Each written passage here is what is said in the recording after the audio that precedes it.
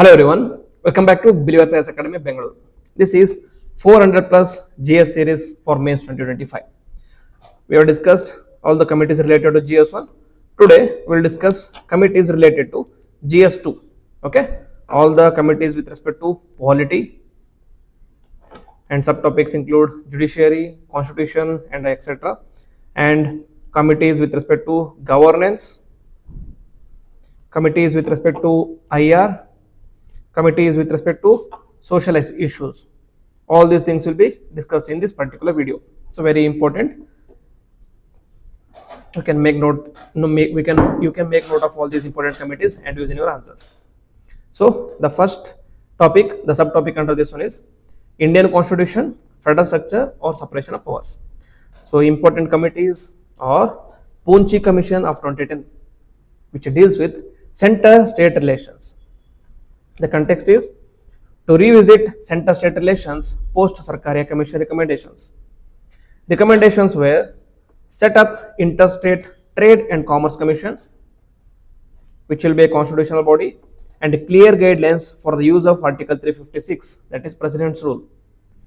And governors must be politically neutral and appointed after consultation with CM. Just see the first three recommendations, which can be used in many kind of answers. Okay. So interstate trade and commerce, you can use this with respect to GS-2 or any financial cooperative federalism, and clear guidelines for Article 356, you can use it with respect to President's Rule or any question regarding the misuse of President's Rule. And this one, very important, the governor. It is always in news because of the various states versus the governor's case that are happening in India at the moment. For example, Tamil Nadu and the governor of Tamil Nadu, Kerala, Karnataka, Maharashtra. In every state, there is a conflict between state government as well as the governor. So this particular recommendation can be used in your way forward. And local bodies must be empowered fiscally and functionally. Okay, this is with respect to issues with respect to local bodies or issues with respect to Panchayat Raj system or 73rd and 74th Amendment Act. You can use this point in these answers. Mnemonic is go prescribe LIT, that is governor, president's rule, state autonomy, local bodies, interstate trade and tax. All these things are covered under Poonchi Commission. You can use this in federalism, cooperative federalism, Article 356 misuse and governor neutrality. Okay.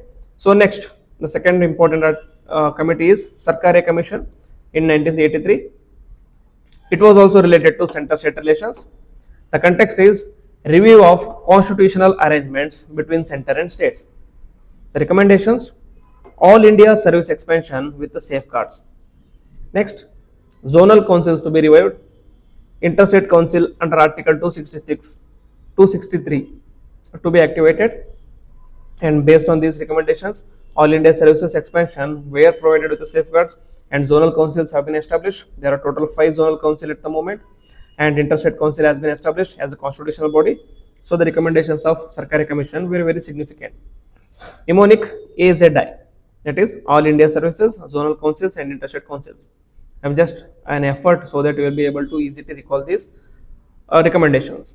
Use in federalism and governance reforms. Okay. The second subtopic in today's committees is Parliament, Legislature, Executive and Judiciary. So the first important committee here is National Commission to Review the Working of Constitution, that is NCRWC, set up in 2000. Aim is to review Constitution without altering its basic structure. Important recommendations were judicial appointments via National Judicial Commission. This is a very important recommendation. It can be used as a way forward with respect to any question regarding accountability of judiciary, or if there is a question about issues with respect to collegium system of judiciary, or anything with respect to National Judicial Appointments Committee issues. So there you can use this recommendation. That is, according to NCRCW, it recommended for judicial appointments via National Judicial Commission. Next, it also limits the use of Article 356, that is the President Rule. Next, anti-defection law must exclude voting on the money bills. Okay, so they say that if you vote against your party's derogative or your party's directions with respect to money bills, it should not be considered as anti-defection. Very important. You can use this quote in your, or you can use this recommendation in your answer with respect to anti-defection law. Okay, very important. Next, the mnemonic is with respect to JAM, that is judiciary, anti-defection and money bills. Okay, very important. Normally we forget this recommendation, that is anti-defection law must include or must exclude voting on money bills, because this ADL or 10th schedule is always in news, so there can be easily a question in the upcoming mains. So make note of these important recommendations, or if you don't have the time to make notes, this PPT or this PDF will be provided in the group, that is Believers IAS Academy, and the link will be provided in the video below. Okay, you can follow the link and download this PPT. Next, Venkatachalaya Commission in 2000, it was same as NCRCW and it was chaired by Justice Venkatachalaya. All the recommendations are similar to NCRWC, so that is why there is no need to explain about this more. Next is Law Commissions of India, where is example 277th report of 2023. In this recent context, it provided for UCC, sedition and bail reforms.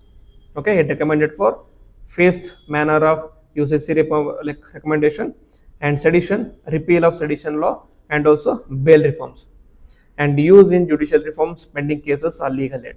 Okay, law commissions are so many law commissions are there, but you can remember the 277th report recommendations, which deals with UCC, sedition and bail reforms. Next is the third subtopic here is constitutional, statutory and quasi-judicial bodies. Okay, so just constitutional bodies are those who have mentioned in the Constitution of India, and statutory are those bodies which were established under the Act of Parliament, and judicial, quasi-judicial bodies are those bodies which are executive in nature or which are statutory in nature but also have a role in judiciary. Okay, so these are called as quasi-judicial bodies. So second ARC in 2005 to 2009, various reports have been provided by second ARC. The context is focused on holistic governance reforms. Recommendations are, many volumes are there.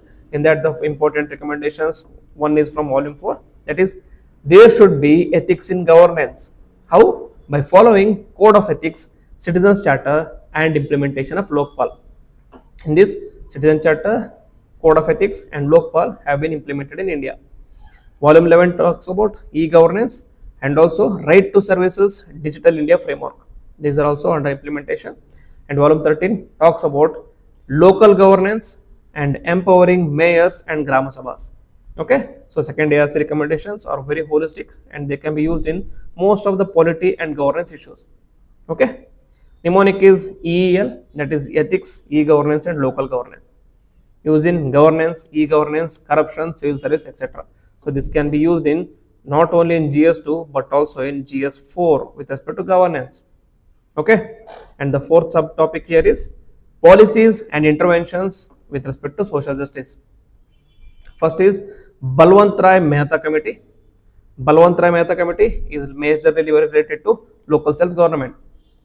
Recommendations: there should be 3-tier Panchayat Raj system, direct elections at village level, and mnemonic is 3D, that is the 3-tier direct elections and decentralization with the Panchayat as the basic foundation. Okay, so it is present in local governments, you can use it in local governments. Balwant Rai Mehta. Okay, so this 3-tier Panchayat Raj has been realized with the introduction of 73rd Constitutional Amendment Act, and direct elections at village level is also under 73rd Constitutional Amendment Act. So we can say most of the recommendations of Balwant Rai Mehta Committee have been implemented by the Government of India. Next is Ashok Mehta Committee. It also deals with the local government. Aim is to strengthen Panchayati Raj. The recommendations are, it is a 2-tier system and Jilla Parishad as the executive body, political party based elections. So these have been included in the Constitution of India. However, instead of 2-tier system, we went for 3-tier system. However, in certain states where the population is less than 40 lakh, they can go for just 2-tier system without need of intermediate level local body. Okay, only village and district is fine. Okay, so that is 2ZPP, that is 2-tier, Jilla Panchayat power, political parties elections, everything is provided under Ashok Mehta Committee. Next is TSR Subramaniam Committee on Educational Policy. Becomes very important since it is dealing with education. Recommendations: restore detention at class 5 and class 8 prior to post 2019. The detentions at class 5 and class 8, not post 2019, post 2011, I guess. Post 2011, the detentions at class 4 and class 5 and class 8 are removed. Meaning, even if you fail class 5, you will be sent forward to class 6. But that was not the case before in around 2005 time. If you fail in class 5, you will be detained again for class 5. You have to pass it again. Even in the class 8 was similar thing. But now the detention is only lies at 10th standard and 12th. And with respect to national education policy, with the implementation of national education policy, even this is removed now. And it also focused on revamping teacher training institutions, focus on early childhood education. So these two recommendations are very important. This can be used in your education policies. So red, restore detention, early education, develop teachers, use in education reforms. And the sixth one is vulnerable sections or welfare schemes. So here, Verma committee, this we have already discussed in GS-1 with respect to society. We will just have another look at it. It was brought in after Nirbhaya case. Recommendation is criminalizing the marital rape, fast track courts, police accountability, and disqualify legislators with the sexual offences. Very important, especially in the current context of criminalization of politics. Okay, and also violence against women are on the rise. So in this case, if there is any question regarding criminalization of politics or violence against women, you can use the recommendations of Justice Verma Committee. MFTD, that is marital rape, fast track courts, police, and disqualification of the legislatures. So use in gender based violence, women rights, etc. Next is Justice Ranganatha Mishra Commission. It is with respect to minorities. We already discussed this again in GS1. That is, it provides for 15% reservation on jobs for minorities, SC status for Dalit Christians and Muslims, Equal Opportunity Commission. Mnemonics is 15 SEC, 15% for Muslims or minorities, SC for minorities, and Equal Commission. Use in minority welfare, affirmative action. Next is National Commission for Backward Classes reports. In 2023 report was on creamy layer among the OBCs. Okay, this with respect to creamy layer and the inclusion of creamy layer in the OBC, inclusion of creamy layer in the SC/ST. This is a topic which has to be debated again. I will bring a video with respect to this. If you want, we can discuss about this creamy layer with respect to SC/ST, and also subcategorization of OBC. We'll be discussing one video. Next, the sixth one is with respect to poverty, hunger, education, health, and human resource development. The important one is Rangarajan Committee. Deals with poverty. Recommendations is poverty line was raised, that is 32 rupees per day per urban, in urban, and 27 rupees per rural. That is, a person earning below 32 rupees in urban areas is considered as poor, is considered to be belonging to poverty line. A person earning less than 27 rupees in rural areas in a per day is considered as a poor again. So it also talks about multi-dimensional indicators such as health, education, and use in poverty and social indicators. MP 32, because the poverty line is 32. Next is high level group on health sector by Niti Aayog in 2019. Recommendation is National Health Regulatory Authority, universal health coverage with 2.5% GDP spending. Mnemonic is HUH, that is Health Authority, upper healthcare, universal healthcare coverage, and higher spending. Okay, use in health sector reforms. Next is civil service and governance. It becomes very important for us. Since there are so many committees from here on, there are at least 10 to 12 committees or 10 to 15 committees again from here on. We will cover this in the second part of this video.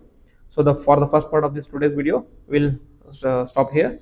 If you have any doubts, you can write on the comment box. And if you have any recommendations for me, you can write in the comment box. Or if you have suggestions for me, you can write in the comment box. So if you like the video, then please hit the like button, comment on it, and also share with your friends. And if you're new to the channel, please subscribe to the channel and also click on the bell icon so that you don't miss any notification to these kind of videos. Okay. With this, I will end the video. Jai Hind.